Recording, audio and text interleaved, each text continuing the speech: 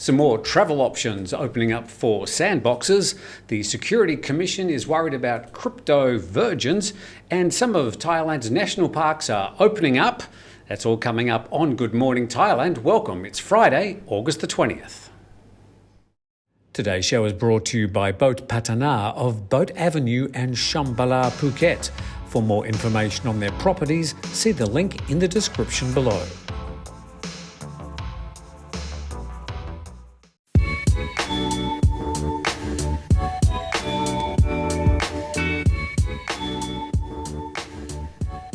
And welcome to the program. Hi, Jay. Good morning, Tim. And I've just noticed this morning that it's difficult for me to do the green screen. All those flowery shirts, you know, all the ones that people love talking about. Yeah. They've all got some green in them. Oh, so I can't stand in front of the green screen. Otherwise, part of me will disappear. Maybe it'll have a cool effect. Have you ever tried? Oh, I'm not sure. Might be a bit distracting whilst I'm reading important news. Definitely. We've also got plenty of other things to talk about today. We've got some very funny photos to finish the week with. Also, an exciting update about something we started yesterday, which is a private investment raise for the Thaiger. So an update on that during the program. But Jay, let's start with today's news about COVID. Sure, Tim. Today in Thailand, we have 19,851 COVID infections, 325 from prisons. We have 240 new COVID-related deaths, and currently we still have 205,079 people still in care. However, 20,478 people have been discharged from hospitals. I suppose you could say generally that the trend over this week has been in a downward direction as far as new cases is concerned, whilst the people being released from hospital is continuing to go up. So the numbers are still horrendous, but at least you might be able to say that it might have peaked. But let's see how the trend goes over the next week. Sure. All right, let's move on to a bit of an update for people who are currently visiting the Sandbox. One of the complaints that people have had is that they haven't been able to travel from Phuket because of all the restrictions. Bad timing in many ways. But this is the situation that it looks like they're going to allow flights from Bangkok's Suvarnabhumi and Don Mueang, which I can't say. Don Mueang. There you go. Maybe at the end of this month. So other airlines have been doing all sorts of clever things, like, for example, Nok Air, they decided to use Rayong, which was out of the dark red zone. It's now in the dark red zone, but the Civil Aviation Authority said you could use Utapao Airport as a hub and then fly off to other destinations. Vietjet yesterday announced some cross-country hops, like Phuket, Chiang Mai, Phuket, Chiang Rai, and sort of hopping over Bangkok starting at the end of this month.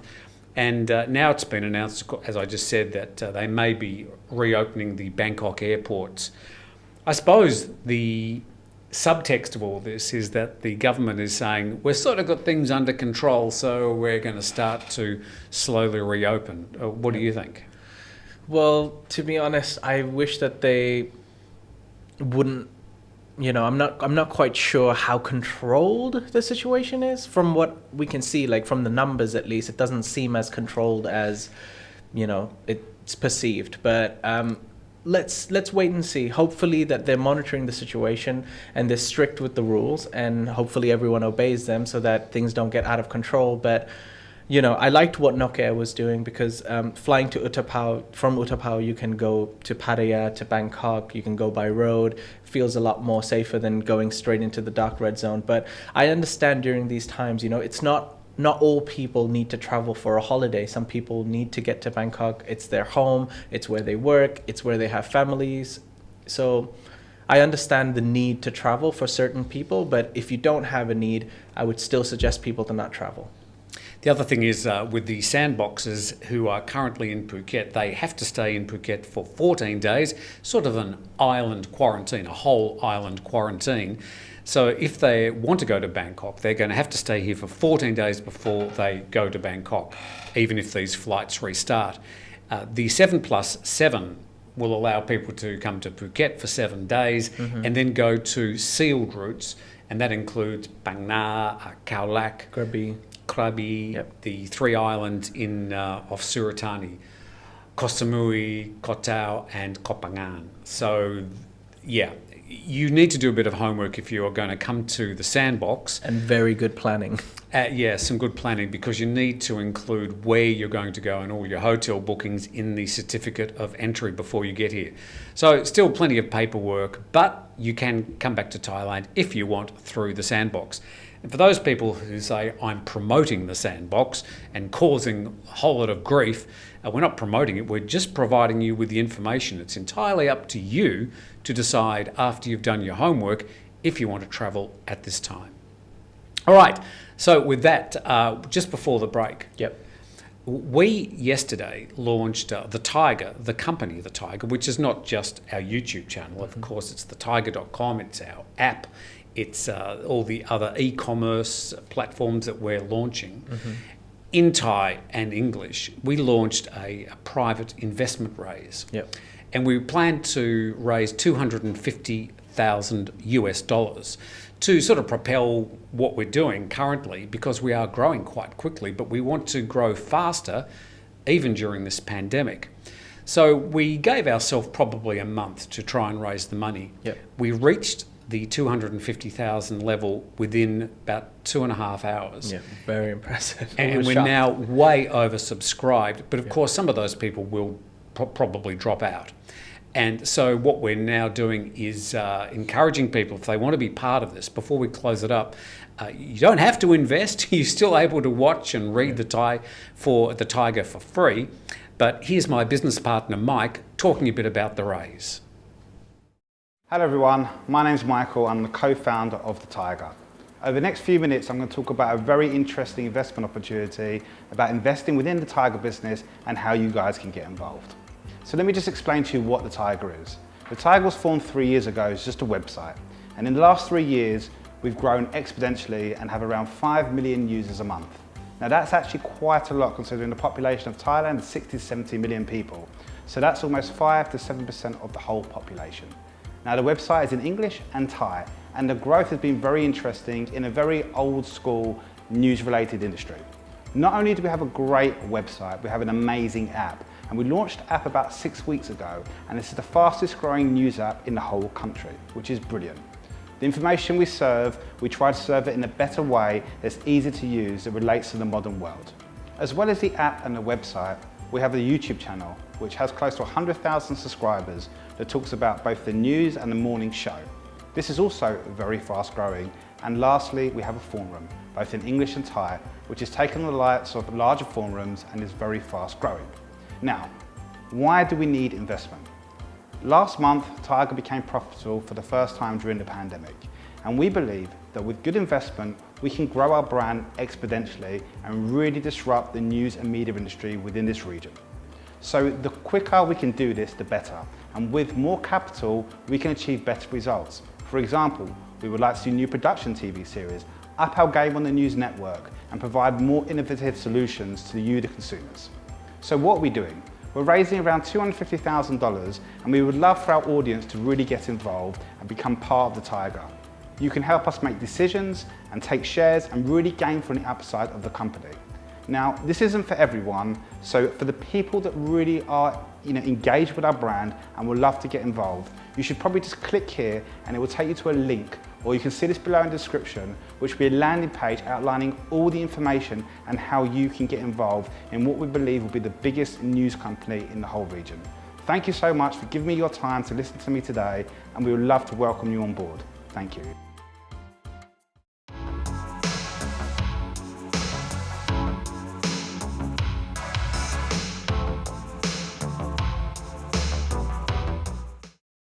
Hello and welcome back. You're watching Good Morning Thailand. It's now time for the local headlines and the regional headlines. Thanks, Jay. The father of the 14-year-old teenager who was shot near the Din Daeng Police Station in Bangkok during Monday's pro-democracy protest has filed a complaint with the police. The father is demanding that the shooter face legal ramifications for what happened to his son. The teenager was shot in the shoulder but was discharged from the hospital late yesterday. The shooting occurred around the time of the turbulent pro-democracy protest earlier this week, but the 14-year-old believes the shot was fired by other teenagers who were not involved in the protests. The media says the boy was driving on his way home when he was attacked by a group of teenagers who were near the police station. Another teenager was also shot around the same time and remains in a coma. Police have denied shooting live rounds at protesters. They insist they only used rubber bullets. The Department of National Parks, Wildlife and Plant Conservation has reopened 60 of the 155 national parks across all of Thailand. The national parks will reopen, but under strict COVID-19 safety measures, which all visitors are reminded to follow the usual guidelines. While the parks are reopened as of now, travellers are warned to check the National Parks Office list before journeying to any of the parks, so they have all the latest information. The Director General of the Department of National Parks said the reopening of the parks will greatly benefit struggling local businesses and neighbouring communities. 95 more parks remain closed, but this is mainly the usual yearly seasonal closure due to the rainy season. Speaking at yesterday's webinar, Gearing Up Thailand, Economic Recovery in 2022 and Beyond, the Secretary-General of the Federation of Thai Industries suggested it may take 8 to 10 years for tourism in Thailand to recover. In his speech, he singled out economy class travel, saying it's too cramped for social distancing, so high-end tourism travelling in business class will probably rebound quicker. He also said the rate of vaccination and certification would affect the pace of recovery. The Securities and Exchange Commission in Thailand is worried about crypto investor ignorance as cryptocurrency trading volume in Thailand has surged to nearly 800 billion baht over the past 10 months. The CEO of ZipMex Thailand predicted trading will hit 1 trillion baht by the end of this year. At the Post Today Cryptocurrency Forum 2021, the executive said that more than 1.1 million people are now trading crypto in Thailand. The SEC worries that crypto trading has now moved beyond more experienced or knowledgeable investors and become more mainstream, attracting amateur investors more prone to pitfalls and less aware of the dangers of crypto. He said there's a fear that these inexperienced traders are more susceptible to cryptocurrency scams like the copycat digital exchanges created to resemble official and licensed exchanges. Thailand only has 11 legally recognised companies that have the authorisation to facilitate trading services for digital assets like cryptocurrencies. A Thai doctor is asking everyone to be nicer to people who have recovered from COVID because they've already suffered enough. He says some have even had near-death experiences. Dr. Manoon added that it's likely everyone will eventually contract the virus. Dr. Manoon works at the Vishayut Hospital in Payotai, Bangkok, and made his COVID statement yesterday. He said their boss doesn't let them go back to work. Local shopkeepers refuse to provide service to them. Society treats them like they used to treat people with HIV and tuberculosis. They're stigmatised and discriminated against. Well, that's the main news stories from around Thailand. Now time for Jay to take us around the region with some of the main regional headlines. Sonny Chiba, a Japanese martial arts actor who appeared in movies like Kill Bill and the Fast and Furious franchise, has died from COVID complications. Myanmar's military junta continues its crackdown on journalists with arrests and lawsuits to silence independent coverage. A total of 95 journalists and media staff have been detained since the start of the coup in February. Some travellers from Hong Kong, Macau, Germany and Brunei will soon be able to enter Singapore without having to serve quarantine. The government says it marks a measured start to the resumption of air travel to the island nation. Authorities in Laos are scrambling to try and contain an outbreak of COVID-19 that has spilled over from neighbouring Thailand. A total of 381 infections were recorded yesterday, bringing its total tally to more than 11,000. The President of Philippines, Rodrigo Duterte, has approved the easing of coronavirus curbs in the capital region until the end of August, even as the country reported its second highest daily number of COVID infections.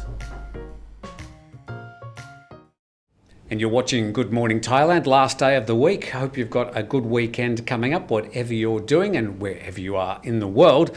But for now, Jay, it's time for Only in Thailand. It is indeed, Tim. Now, we've got a collection of pictures for you today that are going to cap off a great week. All right, so I suppose we should start with an important public service announcement about how important it is to wear a mask. Yes. So here we have a lady taking mask wearing very seriously. It's when you have important work to do, but you've forgotten a mask, but you still want to obey the rules. So I'm thinking that what do you call those, Scotch pads or something? Like a Brillo pad, a sponge. Yeah. But that looks to me like a very effective filter for just about anything. I know, right? And you can use it to clean later as well. So it's multi-purpose. Yeah, you wouldn't want to turn it around the other way though. All right, so another one of those only in Thailand. So congratulations to this particular municipality for, I don't know what they've moved around a water pump, but whoa, you don't want to be doing any more than about 20 kilometres an hour. We've got to protect our greenery, Tim. This is important. I can just imagine the phone call he made to his boss one day. Hey, we've got an issue here. Just go around it.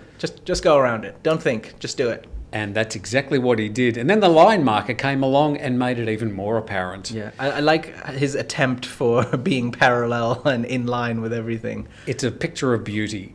Let's head off to a restaurant now, and a restaurant that's provided chicken in many different forms. That's right, Tim. You know, some people like it fried, some people like it roasted, some people just like it burnt because they want to kill off all the bacteria and leave no chance of infection or any issues.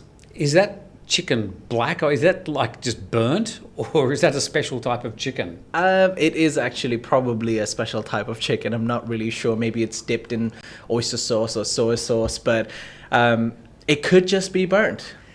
It certainly is. All right, time for some signs, something that happen often around Thailand, where sometimes the translation doesn't quite go the way that it was intended. This lake looks like an interesting place to visit. This is a 50-50. This could be owned by a foreigner and he's just decided to, be a bit funny / creative and named his company Hookers. Or it could be something completely different. Yeah, I suspect the former rather than the latter. But when it comes to signs, sometimes when one sign isn't enough... Yep. Well, 3 is always better than 1. That makes sense. And that is so clear. If I came upon that sign, I'd know exactly where to go. And it doesn't really make sense because you'd have to be driving towards the sign to actually know that eventually you have to turn left. So I don't know what went wrong there. Multiple things went wrong. I think perhaps put together by the man that did the diversion around the water pump a bit earlier. Sometimes when you have your breakfast, you want to put a nice spread on a marmalade or a Vegemite if you're from Australia. Yes. Or this. Yep. I found you some of the best chili from the big lord herself, the chili pimp. Maybe she works at the Hookers Lake. All right, and then sometimes this is a situation that happens often where Thai people sometimes, you would usually get a plumber to do the plumbing and an electrician to do the electricity. Yes. But a lot of these people do both. Yeah. And sometimes with interesting result. Well, save time, Tim, 2 for 1. And you don't have to really do much in the way of moving your hands around. You can do the electricity and the plumbing all at once. Yes. And you just, just if you need a little extra buzz, you just pull the lever down, the red lever down. Ouch. All right. Some good TIT, some good little pictures there to finish off the week. Right, now time to whip around Thailand, check the weather for your weekend. Then we'll be back. Checking the capital for today and then into the weekend. 35 today, then 32 and 33 for the next few days. 26 to 28 in the evening. Hot evenings, but generally clear skies. Down to the south, and the air quality is over the 50, showing moderate air quality, but 28 is the top today, down to 27 tomorrow, back to 28 on Sunday. Temperatures down to 25, 26 at night, and there could be the odd shower during the daytimes. Up to Thailand's northeast and moderate skies there as well, where we've got 33 as the top for the next few days, down to 23 and 24 at night. We've got a few showers, but a bit of sunshine popping through as well. To the north and Chiang Mai with clear skies up there, 25 today, but up to 32 over the weekend and down to 21, 22 at night. Plenty of cloud around and some showers, but the sun peeping through all the way through the forecast period. To the central Gulf Coast and temperatures of 31 right throughout the forecast period, very clear skies and a little bit of sunshine, a little bit of cloud and a spot of rain as well. And to Bang Lamung and the Pattaya area, and we've got 30 as the temperature for today, much the same over the weekend, clear skies down to 25 at night, a few spots of rain as well.